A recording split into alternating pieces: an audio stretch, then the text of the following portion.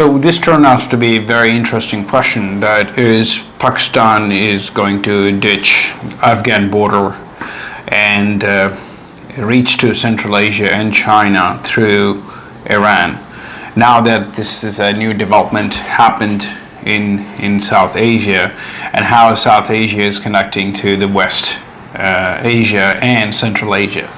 So this is huge development in Asia right now, and I think a lot of people are not looking into it, but this is extraordinary development happening in South Asia, and it's part of West Asia and Central Asia, and obviously with China. So if you look at it's been more than 30 years, 40 years, where Pakistan been having difficulty with Afghanistan. And Afghanistan had all different governments, Taliban and non-Taliban government, sponsored government by US and also non-US. And some even said the Taliban government was sponsored by Pakistani. We have no idea how true this information is, but obviously there are a lot of conspiracy theories when it comes to that. But right now we can see that challenges between Afghanistan and Pakistan are growing. Looks like region wants to move forward, and they want to get rid of all these old difficulties and challenges. China is pushing a Belt Road project, and China cannot have this Belt Road project going on till these problems will go away with South Asia. And also from the last few years, Pakistan has been working with Iran, and this Iran-American conflict helped Iran and Pakistan to develop their relationships in between these two countries, and because of that we can see new development is emerging. Now Pakistan and Iran had a difficult relationship before. They had cross-border difficulties and challenges. Balochistan and also some other areas, they've been having these challenges. But looks like now this American-Iran conflict helped and developed new relationship between these two countries, and trust. Trust is also very, very important in that region, so you can see these new developments are happening. So the question part, we're looking at why Pakistan is shifting away from Afghanistan, the new Iran-China corridor, and how project benefits Pakistan, how China strongly support the project, and what that means for Central Asia, impact on South Asia, importance of West Asia, how Pakistan is only non-West Asian country connecting to West Asia, that it happens to be a very big deal. And as we can see, West Asia is also going to change. And Afghanistan risks become economical difficulties because challenges in Afghanistan are still growing. So let's look into that. So it's quite possibility because of all these gas pipelines, TAPI, and other electric projects in between these countries. So Turkmenistan, Afghanistan, Pakistan, India. Also we have Tajikistan, Afghanistan, Pakistan, Kyrgyzstan.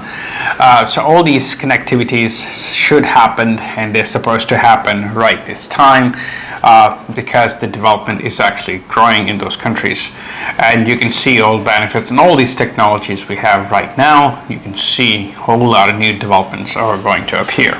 So most likely what Pakistan is working on, they're going to develop this new corridor till the things go back to normal with Afghanistan, which I think it might be some time.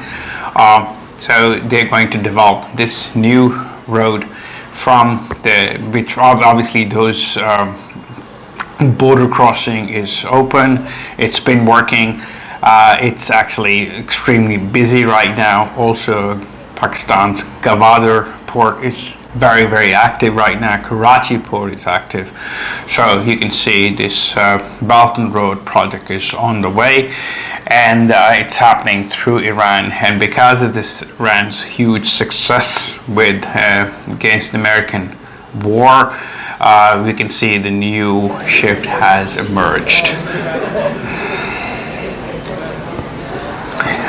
Okay, so I think this end of this weekend, it looks like it's going to be the MOE signed, MOE development, where the MOE project is going on right now, the signing and everything, and how authentic the MOE is going to be between these countries, especially America and Iran. We just simply don't know.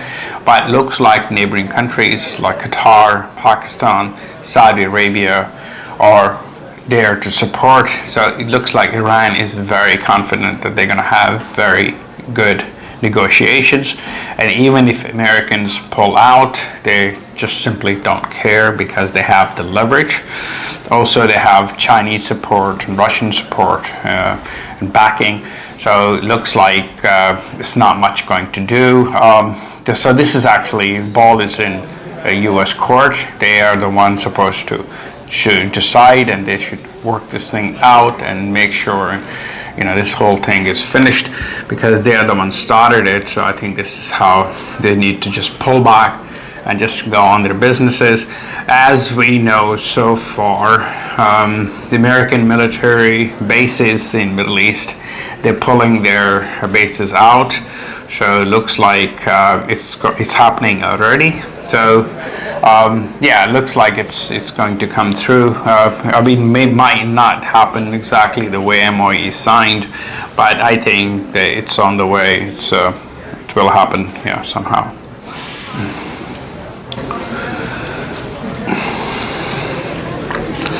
So definitely, if I'm going to bet money on, if I'm going to predict, I do think West Asia is going to be a success story.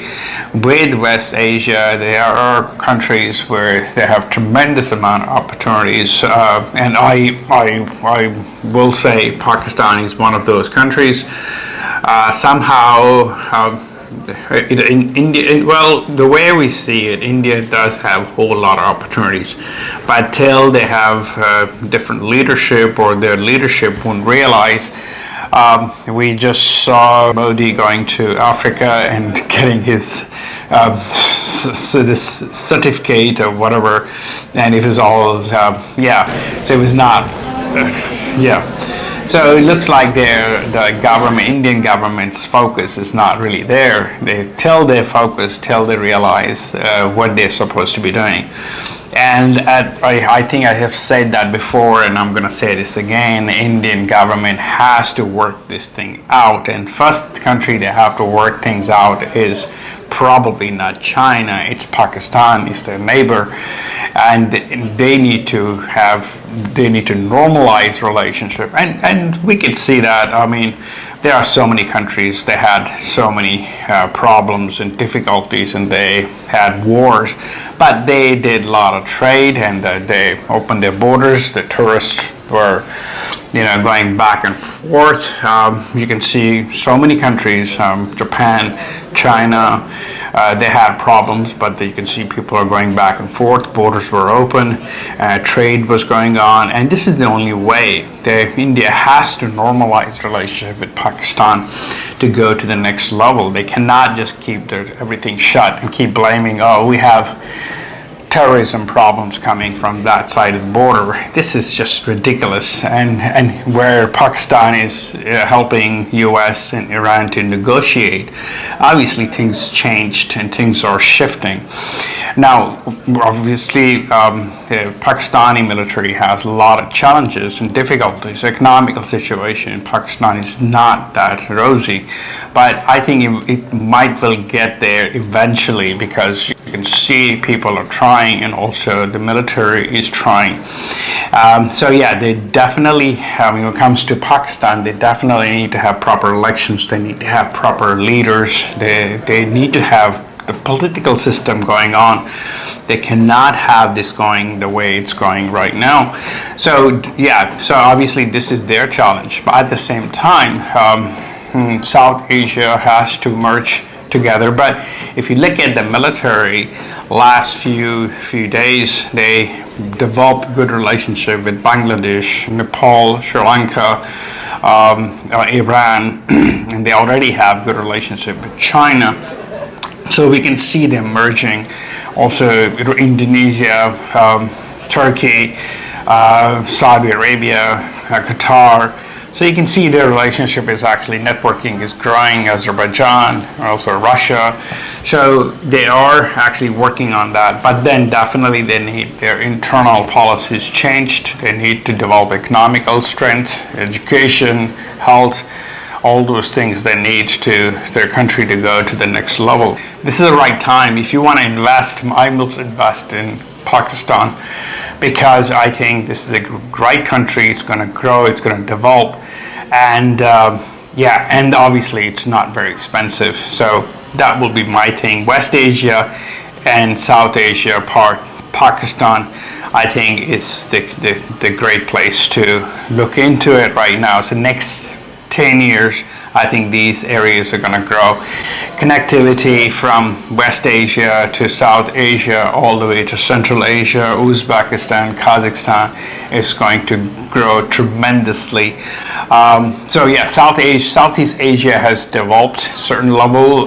We can see that, and we can see have very good political systems now. The governments are moving forward. You can see the technology is developing rapidly. Opportunities are huge. At the same time, you can see now it's shifting more towards Central Asia and connectivity with West Asia and South Asia. If India learn and move on, I think that will be great benefit to South Asia, though this is how I see it. I think it's going to help Pakistan also. And Pakistan's relationship with India and Pakistan, it develops, that's going to be, we're talking about almost 40 to 50% of economy in that region. Population, people, business, technologies, it's just crazy business. So this is how I see it, yeah. All right, have a good day. Yeah.